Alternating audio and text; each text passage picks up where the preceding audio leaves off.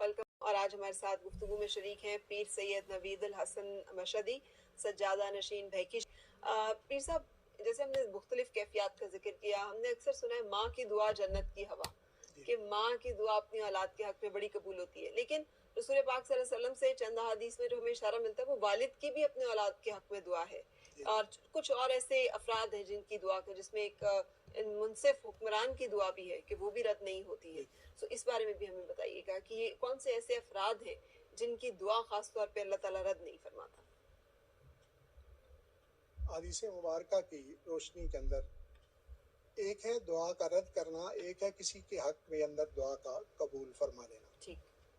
तो बाप की दुआ यकीनन बेटे के हक के अंदर जब वो खुशी से दुआ करता है तो वो दुआ रब ताला कबूल फरमाता है।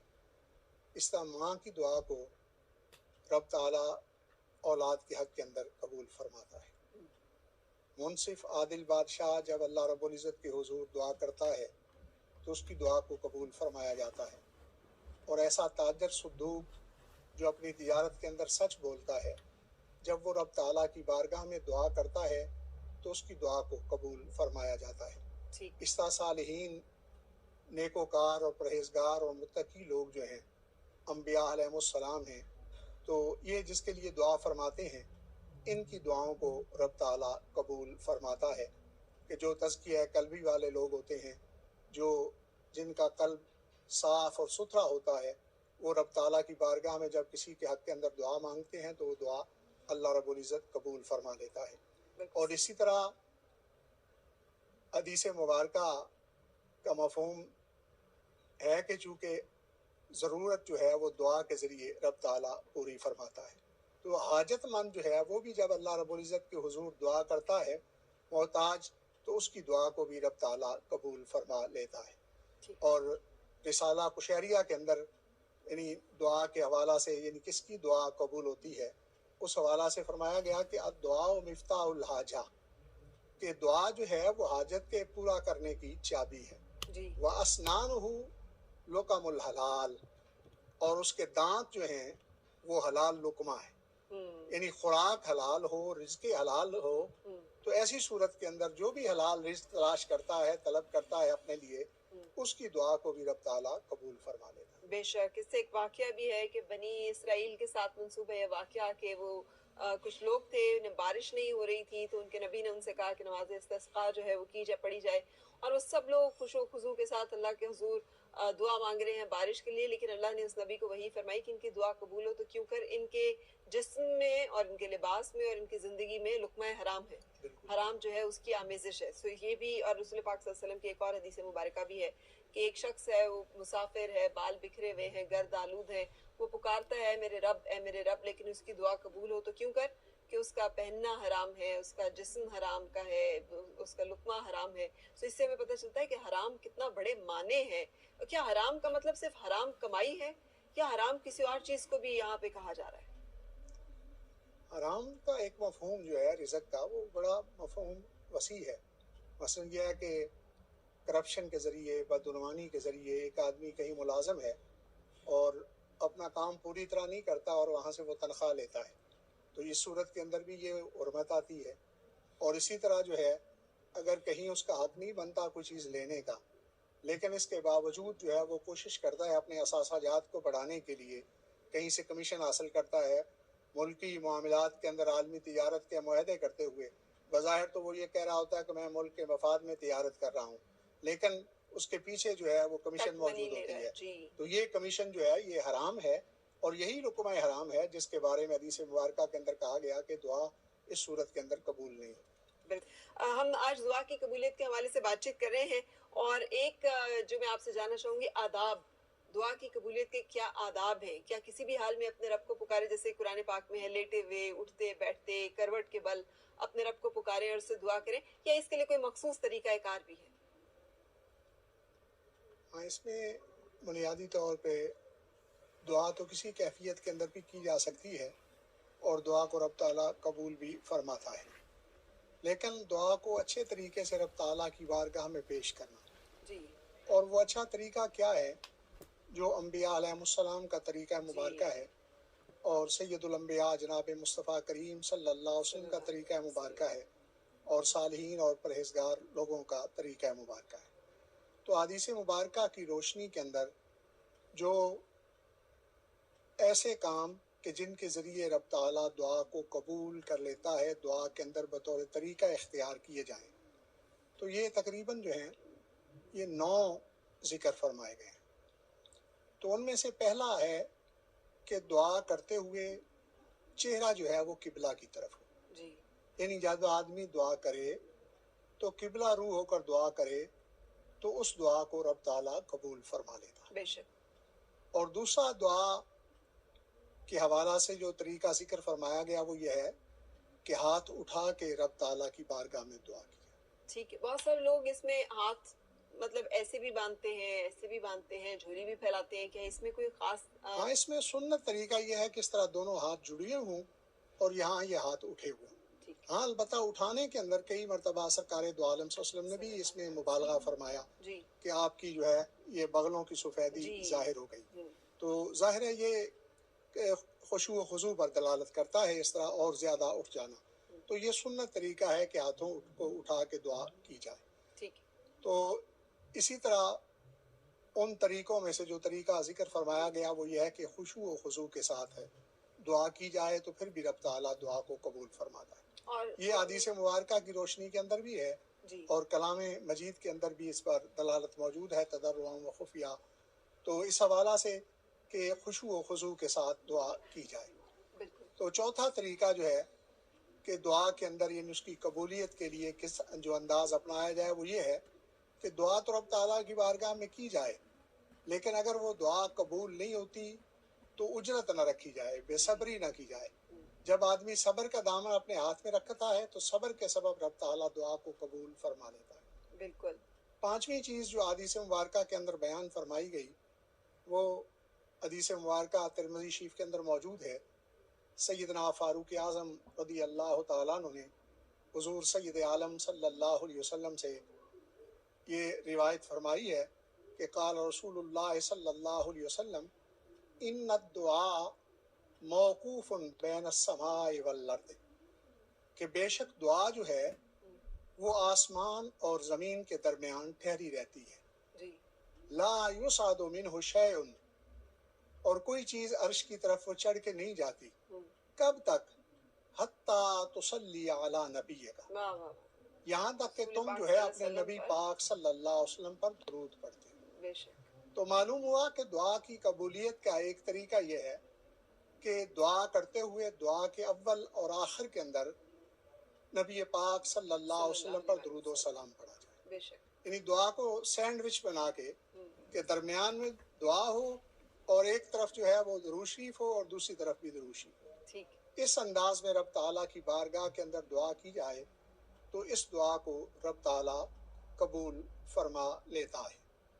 اور اس طرح جو ہے ان دعا کے طرق میں سے ایک طریقہ یہ بھی ذکر فرمایا گیا کہ دعا کرتے ہوئے آدمی جو ہے وہ ہر کلمہ دعا اسے 3 مرتبہ کہے۔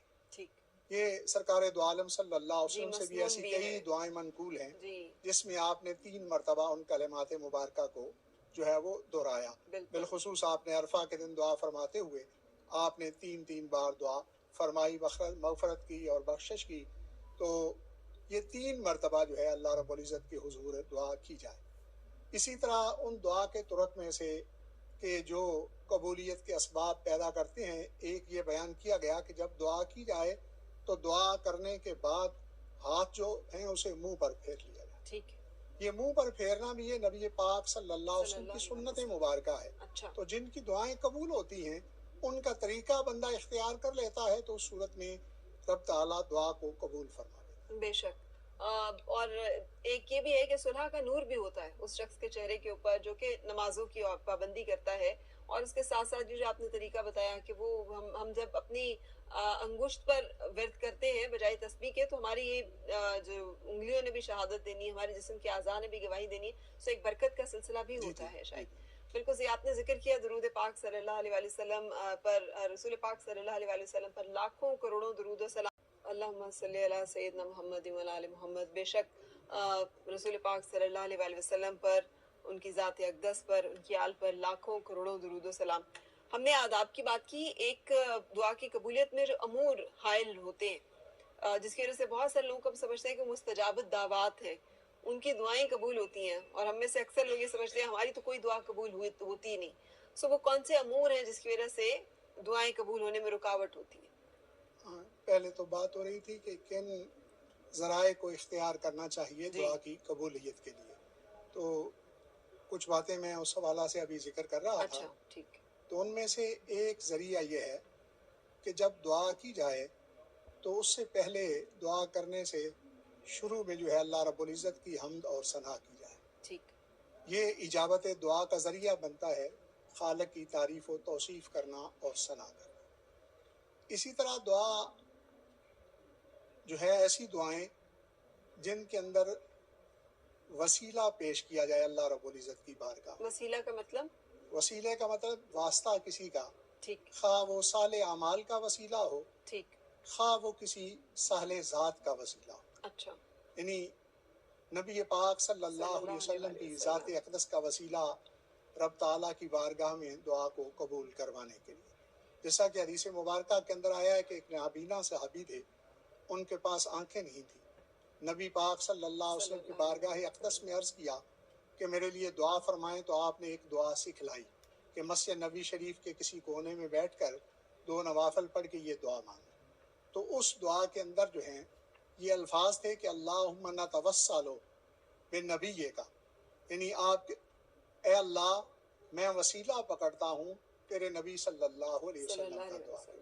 اسی طرح حدیث مبارکہ موجود ہے کہ سیدنا عمر بن خطاب رضی اللہ تعالیٰ عنہ نے دعا مانگی رب تعالیٰ کی بارگاہ میں، بارش نہیں ہو رہی تھی مدینہ منورہ کے اندر، قحط سالی ہو گئی تھی، تو آپ نے دعا مانگی نماز استسقاء کے بعد، اور اس دعا میں آپ نے کہا اللہم نتوسل بام رسول کا، چونکہ اس اجتماع کے اندر ام رسول جناب سیدنا عباس رضی اللہ تعالیٰ عنہ موجود تھے دعائیہ اجتماع میں، تو حضرت سیدنا فاروق اعظم رضی اللہ تعالیٰ نے اللہ رب العزت کے حضور سرکار دو عالم صلی اللہ علیہ وسلم کے چچا کا وسیلہ پیش کرتے ہوئے اللہ رب العزت کے حضور دعا مانگی۔ تو اس طرح صالحین نیک ہستیوں کا وسیلہ اللہ رب العزت کے حضور پیش کرنا دعا کی قبولیت کے لیے، جیسا کہ حضرت علامہ مولانا عبد الرحمن جامی رحمۃ اللہ علیہ کے یہ دعائیہ اشعار موجود ہیں کہ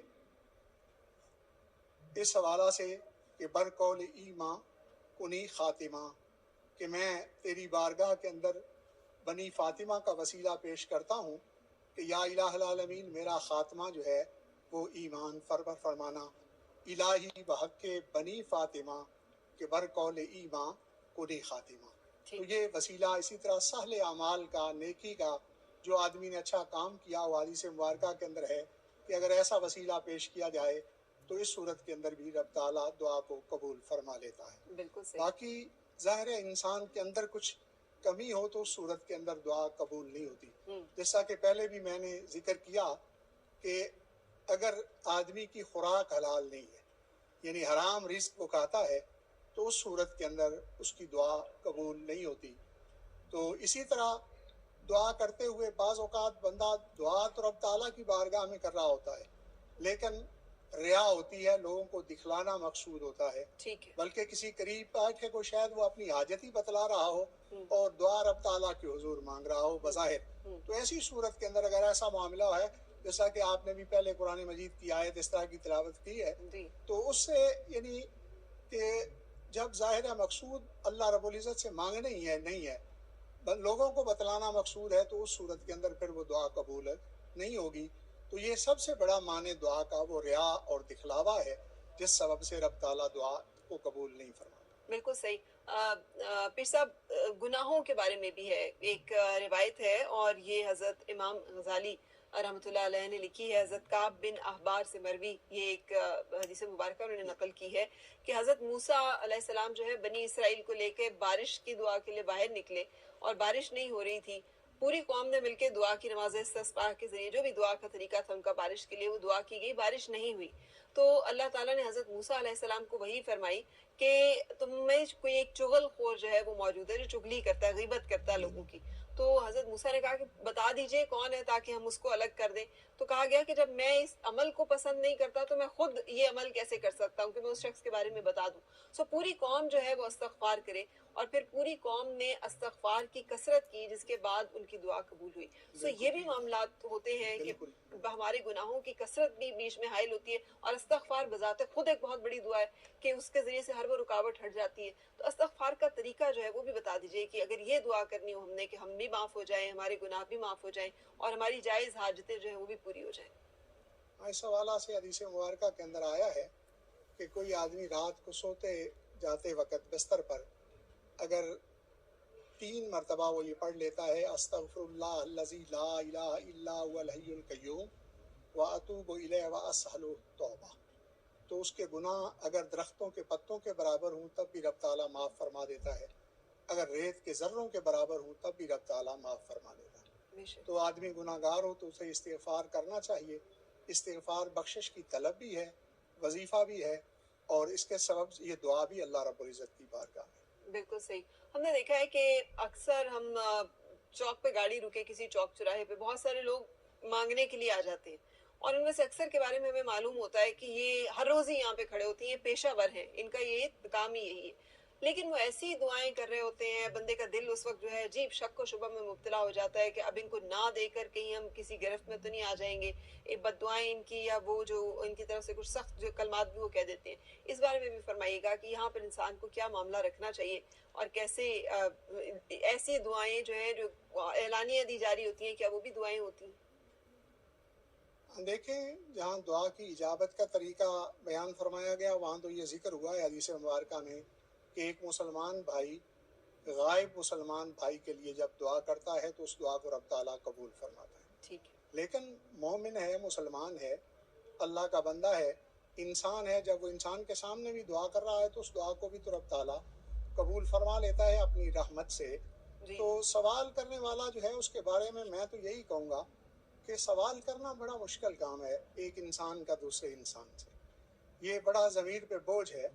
اگر کوئی مجبور ہو کہ کسی کیفیت میں بھی یا کسی حالت میں بھی ہم گمان کرتے ہیں وہ سوال کر رہا ہے تو سوال والے کو رد نہیں کرنا چاہیے. ہاں, آپ وجوبی صدقات نہ دیں, زکوٰۃ اسے نہ دیں, فطرانہ نہ دیں, کوئی ایسی چیز نہ دیں جس سے ہمیں شک ہو کہ یہ شاید مستحق ہے یا نہیں, لیکن نفلی خیرات ضرور کر دیا کریں. جتنا ممکن ہو کچھ دے دیا کریں, نہ ممکن ہو تو پھر ظاہر ہے اخلاق اچھا ضرور رکھنا چاہیے. ہاں, بکاری ہونا برا رویہ ہے, لیکن اس رویے کے حوالہ سے حکومت اپنے طور پہ انتظامات کرے, ہمارا کام نہیں. ہمارا کام یہی ہے کہ جب کسی نے سوال کیا تو کچھ نہ کچھ اسے ضرور دینا چاہیے. بالکل صحیح. اچھا, یہ بھی فرمائیے گا, آپ خود جیسے سجادہ نشین ہیں بھائی کی شریف کے, تو مقامات کا بھی جیسے حضرت زکریا علیہ السلام جو ہیں خود ایک برگزیدہ نبی ہیں, لیکن دعا وہاں پہ جا کے کرتے ہیں حضرت مریم علیہ السلام کے حجرے میں جہاں پر عبادات کی جاتی ہیں, اور وہ دیکھتے ہیں کہ نزول ہے وہاں پر بے موسم کے پھلوں کا, اور وہاں پہ کھڑے ہو کر دعا کرتے ہیں اور وہ دعا اللہ تعالیٰ جو ہے اسے شرف قبولیت جو ہے وہ بخشتا ہے. حرم کعبہ پہ جو پہلی نظر پڑتی ہے کعبۃ اللہ پہ, اس میں جو دعا کی جاتی ہے کہتے ہیں وہ قبول ہوتی ہے. سو ایسے مقامات بھی ہیں کچھ خاص. بہت سارے لوگ ہمارے یہاں بڑے شوق کے ساتھ مختلف درگاہوں پہ مختلف درباروں پہ جاتے ہیں, اولیاء کرام کی حاضری پہ جاتے ہیں اور وہاں پہ دعائیں کرتے ہیں, اس بارے میں بھی بتائیے گا. بڑا اچھا سوال آپ نے کیا. چونکہ دعا کا تعلق جو ہے ظاہر ہے اس کو قبول کروانے کے لیے کوشش اور جد و جہد کرنی چاہیے. تو حدیث مبارکہ کے اندر بھی ایسے مقامات کی نشاندہی کی گئی جس طرح آپ نے ذکر کیا کہ جب کعبۃ اللہ پر پہلی نظر پڑے تو جو دعا مانگی جائے وہ دعا رب تعالیٰ قبول فرما لیتا ہے. اس کے علاوہ بھی صفا اور مروہ کے حوالہ سے کہ صفا پر جتنا اوپر اونچا جا کے کعبۃ اللہ کی طرف منہ کر کے آدمی دعا مانگتا ہے تو اس دعا کو رب تعالیٰ قبول فرما لیتا ہے. اس طرح جو ہے رکن یمانی اور رکن اسود بیت اللہ شریف کے یہ جو ستون ہیں دونوں, ان دونوں کے درمیان جو جگہ ہے اسے مستجاب کہا جاتا ہے. اچھا, مستجاب کہے جانے کا مطلب یہی ہے کہ یہاں جو آدمی دعا کرتا ہے اللہ رب العزت اس کو قبول فرما لیتا ہے. بلکہ حدیث مبارکہ کے اندر یہ مفہوم ہے کہ جو آدمی وہاں کھڑے ہو کے دعا کرتا ہے 70,000 فرشتے ان کی ڈیوٹی موجود ہوتی ہے کہ وہاں دعا کرنے والے کے ساتھ وہ آمین کہتے ہیں. تو جب وہ آمین کہتے ہیں تو اللہ رب العزت اس دعا کو قبول فرما لیتا ہے. تو اس سے معلوم یہ ہوا کہ کچھ مقامات خاص ہیں صفا وہاں کیوں قبول ہوتی ہے؟ اس لیے کہ وہاں اللہ کی ایک کامل مومنہ صالحہ ان کے قدم مبارک لگے ہیں جی تو ان کے قدموں کی برکت سے رب تعالیٰ دعا قبول فرما لیتا ہے۔ بالکل صحیح۔ مقام ابراہیم کو مصلی پکڑنے کا جو حکم فرمایا گیا، وہاں دعا کی قبولیت اس کی وجہ یہ ہے کہ اللہ تعالیٰ کے محبوب پیغمبر کے وہاں قدم مبارک لگے ہیں۔ تو بالکل اسی طرح جہاں بھی ان ہستیوں کے قدوم ہوں، حضور سید الانبیاء جناب مصطفیٰ کریم صلی اللہ علیہ وسلم کا گزر مبارک ہوا ہو، آپ کا ٹھہرایا ہوا ہو، وہ غار ہرا ہو، غار ثور ہو، دار ارکم ہو، صوفہ کا چبوترا ہو، جہاں بھی نبی پاک صلی اللہ علیہ وسلم کے قدم مبارک لگے ہیں، وہاں کھڑے ہو کر اگر دعا کی جائے تو وہ دعا قبول ہوتی ہے۔ حدیث مبارکہ کے اندر، آثار صحابہ کے اندر، خندق کے قریب مسجد، اس کی نشاندہی کی گئی کہ عصر اور مغرب کے درمیان جو یہاں دعا کرے اللہ رب العزت اس دعا کو قبول فرماتا ہے۔ ٹھیک۔ تو اس کی وجہ وہاں بھی سرکار دو عالم صلی اللہ علیہ وسلم کے قدوم کی برکتیں موجود ہیں۔ تو انبیاء علیہ السلام اور صالحین کے مزارات، ان کے حجرے، ان کی چلہ گاہیں، ان کی مساجد، وہاں جا کر دعا مانگنی چاہیے، اس لیے کہ وہاں اللہ رب العزت کی رحمتوں کا نزول ہوتا ہے، اور وہاں جب ہم دعا مانگیں گے تو اس دعا کو رب تعالیٰ قبول فرمائے۔ بالکل صحیح۔ اب جب کہ کووڈ کی وجہ سے بہت سارے یہ نہیں ہے، نہ ہم حرم پاک جا سکتے ہیں، نہ ہم بہت ساری درگاہوں پہ جا سکتے ہیں، تو وہ جو تنہائی میں بھی اللہ تعالیٰ جو ہے وہ قبول کرتا ہے بہت زیادہ۔ اور یہ رمضان المبارک کا مہینہ، اس مہینے میں بتائیے گا، ایک تو لیلۃ القدر کے حوالے سے دعا کی قبولیت کا بہت زیادہ ہے، اور اس ماہ مبارک میں کون سے ایسے ایام یا کون سی ایسی مخصوص؟ دیکھیں، الترغیب والترہیب کے اندر حدیث مبارکہ موجود ہے کہ اس ماہ اقدس کی ہر رات کو اللہ رب العزت کی طرف سے ایک فرشتہ جو ہے وہ منادی کرتا ہے، اور وہ یہ منادی کرتا ہے کہ کوئی ہے جو اللہ رب العزت کی بارگاہ میں سوال کرنے والا ہے، مانگنے والا ہے، یعطیٰ سوالو، اس کے سوال کو پورا کر دیا جائے۔ کوئی ہے بخشش چاہنے والا تو اسے بخش دیا جائے۔ تو یہ ہر روز ندا ہوتی ہے۔ وہ اس کا وقت رات کا حصہ بیان کیا گیا ہے، وہ نماز عشاء سے لے کر فجر کی نماز کے آغاز تک کا وقت ہے۔ تو اس رات کے کسی حصے کے اندر وہ منادی ہوتی ہے، تو یقیناً اپنے گھروں میں خلوت میں بیٹھ کر اس ماہ اقدس کے مبارک لمحات کے اندر رات کو دعا کی جائے تو اس دعا کو رب تعالیٰ قبول فرماتا ہے۔ تو یہ ہر رات کی فضیلت ہے۔ لیلۃ القدر کی فضیلت تو اپنی جگہ اور بہت زیادہ موجود ہے۔ لیلۃ الجائزہ، جسے لیلۃ الانعام بھی کہتے ہیں، یعنی چاند رات، اس رات کے حوالہ سے بھی حدیث مبارکہ کے اندر آیا ہے کہ جو آدمی رب تعالیٰ کے حضور دعا مانگتا ہے، رب تعالیٰ اس کی دعا کو قبول فرماتا ہے۔ چاند رات جب صبح عید کے لیے چاند دیکھا جا رہا اور چاند نظر آ جائے، اس رات کو ہاں جی، چاند جب نظر آ جائے جی تو نماز فجر سے وقت سے پہلے رات کا جو حصہ ہے، نماز عشاء سے لے کر جو ہے وہ نماز فجر تک کے وقت ہے۔ بے شک، بہت شکریہ آپ کی تشریف آوری کا۔ پیر سید نوید الحسن مشہدی صاحب ہمارے ساتھ آج شامل گفتگو رہے، دعا کی قبولیت، آداب، شرائط کے حوالے سے ہم نے ان سے استفادہ کیا۔ جزاک اللہ، بہت شکریہ تشریف آوری کا۔ مہربانی آپ کی۔ اور آپ نے دیکھا آج ہم نے دعا کے حوالے سے بات چیت کی۔ قرآن حکیم کا آغاز ہی کامل ترین دعا سورہ فاتحہ کے ساتھ ہوتا ہے، جس میں اللہ تعالیٰ اپنے رب سے دعا مانگتا ہے، اور اس دعا کے ساتھ ہی اس کتاب ہدایت کا جو ہے آغاز ہوتا ہے۔ سو اللہ تعالیٰ جو ہے اپنے بندوں کے بارے میں اپنے بندوں کو یہ کہتا ہے قرآن پاک میں کہ جو کوئی بھی اسے پکارے وہ اس کی پکار کو سنتا ہے، اور ہر پکارنے والے کی پکار کو قریب سے سنتا ہے، جو دکھی اور مضطرب دل ہے اس کی پکار کو بھی رب جو ہے وہ سنتا ہے۔ آپ کے علم میں ہے کہ کنفیشنز کا ایک سلسلہ ہے جس کو کرسچینٹی میں کہ آپ جائیں کسی کے پاس اپنے گناہوں کا اظہار کرے تاکہ جو اضطراب ہے، جو بوجھ ہے روح پر، وہ ختم ہو۔ آج کل ہم جو بھی سائیکالوجسٹ ہوتے ہیں ان کو بہت ہیوی فی دیتے ہیں، اور وہ وہاں جا کر ہم اپنے دکھ، اپنے غم، اپنے علم، اپنی کیفیات جو ہے وہ بیان کرتے ہیں۔ ہمارے مذہب نے ہمیں 1400 سال پہلے ایک دعا کی صورت میں اپنی کیفیات کے اظہار کے لیے، اپنے رب سے جڑنے کے لیے یہ موقع عطا فرمایا ہے، اور یہ ماہ مبارک جو ہے یہ بھی اس دعاؤں کا جسے کہنا چاہیے موسم بہار ہے، کہ اس میں ہر گھڑی ہمیں اپنے رب کے ساتھ جڑنے کا موقع جو ہے اور کیفیت نصیب ہوتی ہے۔ سو اللہ تعالیٰ ہماری دعاؤں کو قبول فرمائے اور ہمیں محفوظ رکھے ہر مرض سے، ہر وبا سے، ہر آفت سے اور ہر پریشانی